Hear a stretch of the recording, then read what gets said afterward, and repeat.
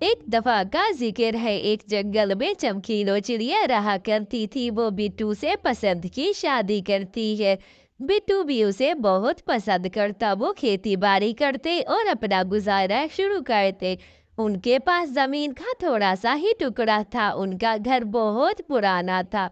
वो अपने हालात बदलना चाहते थे। बिट्टू कहता है चमकीलो से, देखो चमकीलो जान, आज मेरा बहुत मन कर रहा है कि हम बैगन की खेती करें। इसके दाम भी बहुत अच्छे जा रहे हैं। जंगल के सारे पंछी बैगन बैगन की तलाश में कर रहे हैं और जो भी बैगन उगाता है बहुत अच्छे दामों में। लेकिन हमारे पास जमीन का इतना टुकड़ा थोड़ा सा है और कुछ मैंने अपने दोस्त से उधार पैसे लिए हैं। तो आप क्या कहती हैं कि मुझे बैगन की खेती करनी चाहिए या कोई और? इसलिए मैंने सोचा कि आपसे मशवरा ले लेता हूँ। आपका मशवरा तो बहुत अच्छा होगा। बताइए बताइए, मेरी बीवी बहुत समझदार है, अच्छा मशवरा देगी मुझे। आज मेरी तबीयत भी ठीक नहीं है। आज मैं जाता हूँ और पानी देता हूँ फसलों को। वैसे कबूतर जी, आपका मशवरा तो मुझे बहुत अच्छा लगा है। बैगन की खेती आप कह रहे हैं दाम अच्छे हैं, तो ठीक है ना, बैगन की खेती ही करते हैं। आप जाइए शहर से बैगन लेकर आइए। बैगन का अच्छी क्वालिटी का बीज लेकर आइए, फिर हम जमीन पर लगाएंगे। देखो तो सही, हमारा घर पत्तों और झाड़ियों से बना हुआ है। कभी भी बारिश और आंधी आई तो सब कुछ खत्म हो जाएगा, कुछ भी नहीं बचेगा। मैं तो खुद बहुत परेशान हूँ कि अब हमारे बच्चे आ गए तो ये घर तो टूट ही जाएगा और यहाँ पर तो सोने की जगह भी नहीं है। हम बहुत मेहनत करेंगे, हमारे बच्चे भी आ जाएंगे, हम फिर खुशहाल जिंदगी गुजारेंगे।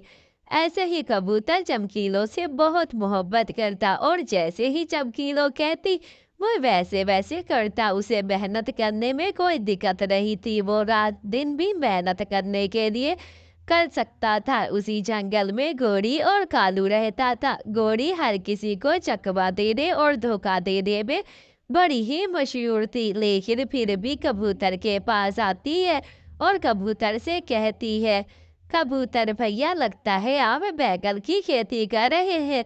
मैं कल ही शहर से बैगन के बीज लेकर आई थी। कुछ मैंने लगा लिए हैं और कुछ बच गए हैं। मैं तो कहती हूँ आप मुझसे खरीद लो बैगन के बीज। अब शहर जाने में भी 2-3 दिन लगेंगे और क्या पता वहां पर मिले या ना मिले। ये आप बैगन के बीज रख लीजिए और आधी कीमत मुझे दे दीजिए। ऐसे ही कबूतर भी सोचता है और फिर वो बैगन के बीज ले लेता है कि कौन शहर जाए।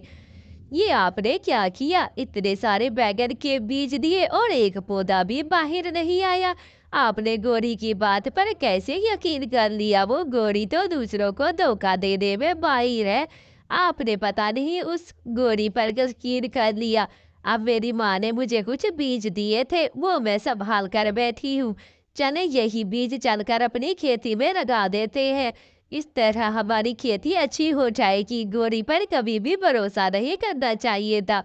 चलो आप ये बीज ले और फिर हम खेतों में चलते हैं, दोनों मिलकर ये इस बीजों को लगा देते हैं। इस तरह हमारे बीज अच्छे से निकलेंगे। ऐसे ही वो सारा दिन मेहनत करके फिर से बीज लगाते हैं। कई दिन गुजर जाते हैं। अब तो कई हफ्ते हो गए हैं और हमारे बीज थोड़े थोड़े से बाहर आ रहे हैं।